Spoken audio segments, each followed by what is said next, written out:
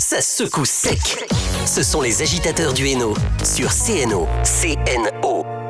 Bonjour, bienvenue dans l'émission Les Agitateurs du Hainaut depuis Watome à Valenciennes qui nous accueille chaque semaine. Nous avons le plaisir d'accueillir Pierre Dupré-Delaunay qui représente l'Abargeau à Onnain. Bonjour, et on va parler du marché des créateurs le 6 juillet. Le 6 et le 7 juillet, exactement. Le 6 et le 7 juillet. Donc, tout un week-end à l'Abargeau. Donc, c'est la 3e édition de ce marché de créateurs qui rassemble de plus en plus de monde. La première édition, on avait une quinzaine de créateurs et là, on en aura une cinquantaine. Alors, ça prend une dimension un peu festival puisque nous allons accueillir du théâtre de rue avec la I Spagliacci Sconfinati. Donc, c'est du théâtre de rue qui est venu en résidence tout cet hiver. Nous allons avoir également des percussions avec l'association Foro. Donc, c'est une association brésilienne de percussions, de chant et de danse. Donc, ils vont faire des démonstrations.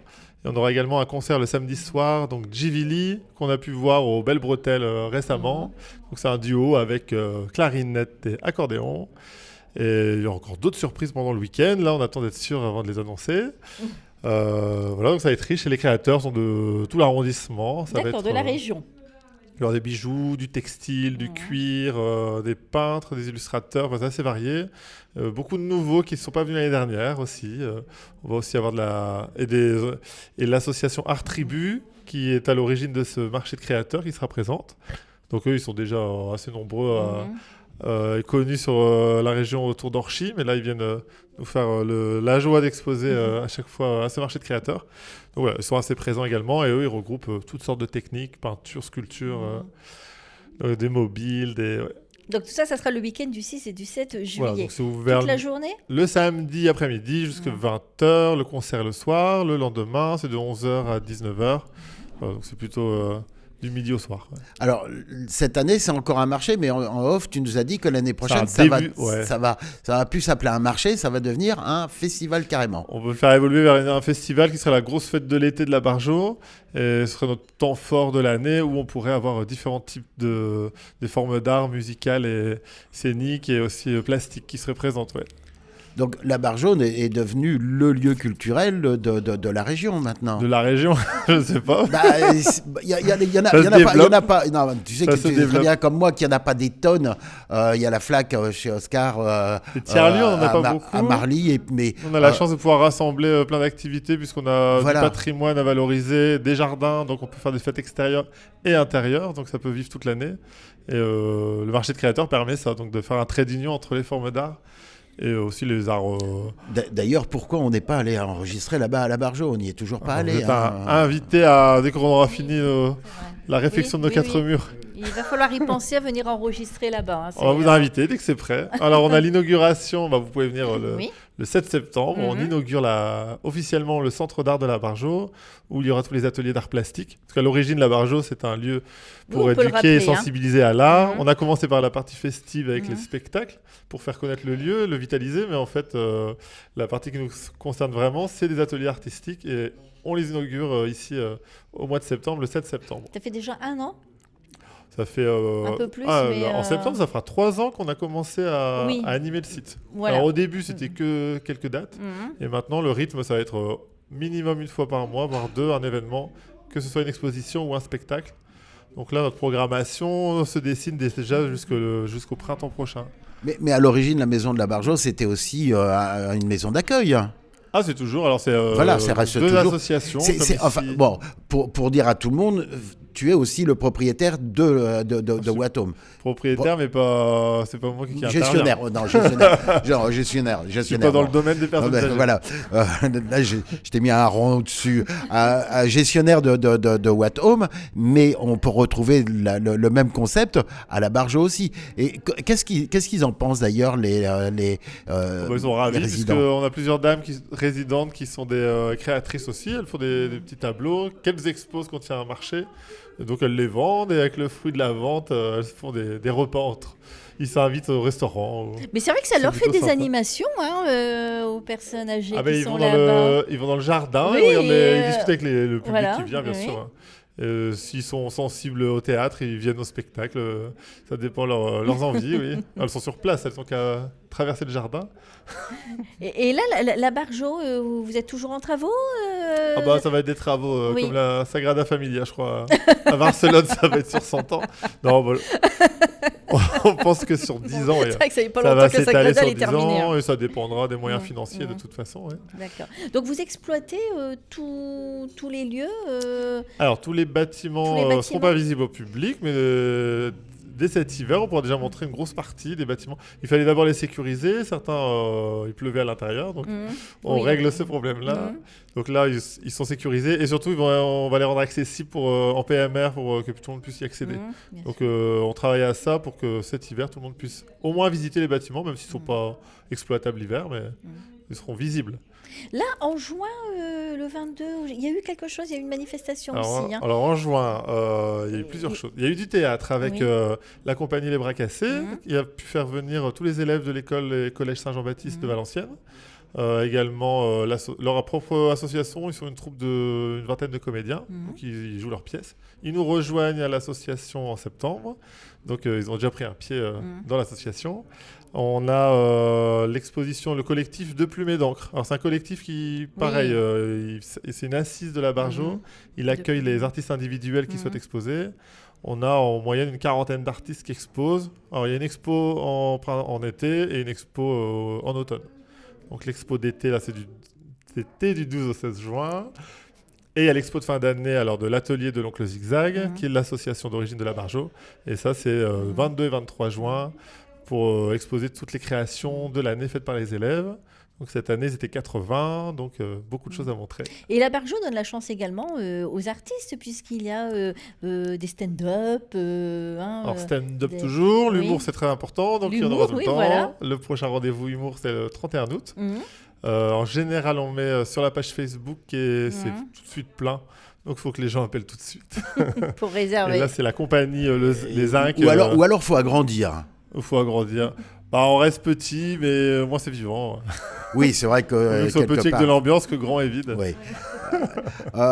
Autrement, est-ce qu'il y a, dans ta tête, est-ce qu'il y a une évolution de comment va devenir la Barjo Alors, on a d'ici quelques... tout un cheminement qui dépendra on va dire, du succès et de la rencontre avec le public, mais on sait à quoi vont servir tous les bâtiments. Donc ça va s'appuyer essentiellement aussi sur les ateliers d'artistes, des boutiques d'artistes.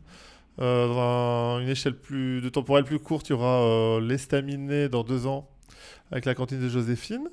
Donc c'est ça en Rappelons voit. que la cantine de Joséphine, Donc c'est comment dire, un restaurant qui est tenu par l'association en délices Oui. qui permet aux jeunes en situation de handicap de pouvoir handicap, travailler voilà. dans la restauration. Donc ce serait leur 2e restaurant. Voilà. Donc ça c'est dans moins de 2 ans. Ensuite on a le projet d'une ressourcerie avec pareil une association qui travaille avec des chômeurs de longue durée. Enfin, des projets, il y en a plein. on a toujours beaucoup d'idées. Après, c'est de pouvoir les réaliser. Ça, c'est comme les rêves. Pour en fin de l'instant, ils compte. se réalisent, ils s'orientent selon les rencontres qu'on fait aussi. Il aura toujours une dimension sociale et d'insertion et artistique. Et le but, c'est de réunir le public. Oui, avec le nombre de bâtiments, ça ne devrait pas poser de problème. Non, ça Après, il va y avoir peut-être des ateliers permanents aussi. Dès septembre, les ateliers sont permanents. Il y aura des stages d'été. On a plusieurs enseignants qui nous rejoignent pour donner des cours enfants en dessin, en peinture, en sculpture, des cours ados et adultes également. On a du théâtre qui arrive avec 2 associations. Donc il y a l'association Louvart qui vient donner des cours le mercredi. Donc pareil, tout public. L'association On Les Bras salue Cassés. Virginie en même temps. Virginie. Ah, c'est grâce à Virginie. Et on a également des cours de chant le lundi avec Ernest Turgeon. Ça va démarrer. Donc en septembre, on a un gros programme. On salue à aussi faire Ernest. Donc on va Il y a beaucoup de élargir projets, les formes d'art. Beaucoup de projets, beaucoup de choses qui se Beaucoup passent. de gens nous rejoignent, ce qui fait vivre le lieu et qui fait que ça devient important là. C'est ce que je disais, c'est devenu un lieu incontournable un petit peu du Valenciennois. Les gens en plus, c'est le pas. bouche à oreille fonctionne puisque Oui, la voilà. majorité des gens qu'on rencontre sont toujours des nouvelles personnes. Mais je crois qu'il n'y a pas grand-chose comme lieu culturel sur Valenciennois. Bon, Cette format typique, il y en a peu, mais Voilà. c'est tout l'intérêt justement. c'est à part la Flaque à Marly, j'en connais pas beaucoup d'autres. Des lieux culturels, il y en a des institutionnels importants. Après, non, oui, non, mais là, c'est beaucoup plus ciblé. C'est beaucoup plus ciblé. Mais avec beaucoup de diversité, c'est ce que je veux dire. La Flaque, c'est la même chose. Ils sont multiculturels. Ils ne s'arrêtent pas à faire une chose. Si on parle du Phénix, c'est pas On a la même l'avantage chose. de pouvoir croiser les publics puisqu'on peut faire différentes formes. Il y a de l'art, mais pas que. Les spectacles permettent d'apporter la diversité et amener d'autres publics. Donc Les spectacles, c'est de l'art aussi, hein. Oui, mais c'est des autres formes d'art. C'est une forme différente. Mais c'est quand je dis que ça devient un lieu culturel qui va devenir important sur le Valenciennois, il n'y a pas, à part vous deux, il n'y a pas grand-chose. Après, ce sont des lieux culturels, mais ils sont très Alors, ciblés. des tiers-lieux, il y en a plusieurs. On est justement en train de les cibler pour travailler en réseau. Alors, il y en a d'autres moins connus, mais qui ont leur public. Il y en a un qui est plus proche de nous à Étreux, donc c'est la Grange aux Idées, où ils font des spectacles oui. réguliers. Je sais qu'il y a la Bleue à Olchin, je ne suis pas encore La allé. Bleue qui a repris d'ailleurs il n'y a pas Voilà. très longtemps. Donc, des tiers-lieux, il en existe. Après, ils sont peut-être plus confidentiels parce que moins grands, tout simplement. On a l'avantage de pouvoir accueillir plus de monde aussi. Oui, mais tout est représenté dans un seul et même lieu. C'est-à-dire qu'on peut, quand on aime voir ou de la peinture, ou apprendre à dessiner, ou apprendre à chanter, il faut aller à la Bargeau, quoi. C'est ça, il faut venir nous voir. Voilà, c'est là où je voulais en venir. Vous attendez combien de visiteurs le 6 et 7 juillet? Alors, aucune idée. Mais d'habitude, vous avez L'année combien de dernière, visiteurs on sait qu'on avait eu 600 ou 700 personnes sur une journée. Moi, c'était plutôt sur une après-midi. Donc, pour nous, c'est super important comme nombre. Le fait que ce soit sur 2 jours, après, ça dépendra de la météo. On espère qu'on aura plus de 1000 visiteurs. Et puis, après, le nombre n'est pas important parce qu'on n'a pas des échéances financières à tenir. Donc, c'est l'avantage. Après, plus il y a de monde, mieux c'est évidemment. Et il y aura une petite restauration et de quoi se rafraîchir sur place? Restauration, buvette, spectacle, voilà. Il y a plus Surprise. Food truck. Alors c'est pas les food trucks puisque l'association tient ses seuls bénéfices de la buvette ou de la restauration, donc c'est nos bénévoles qui font du barbecue. Oui, voilà, barbecue, croque-monsieur, des trucs très simples. Donc quoi. là, on n'a pas encore délégué des food trucks. Quand on aura encore grossi avec notre festival de l'an prochain, peut-être il y aura des food trucks. Ouais. Peut-être, on sait jamais.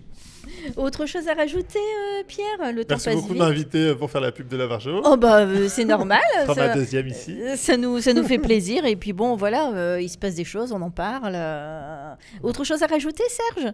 Voilà, on a tout dit. On peut rappeler les dates, 6 et 7 juillet. 6 et 7 juillet et 7 septembre, l'inauguration donc, de la Vargeau. L'inauguration.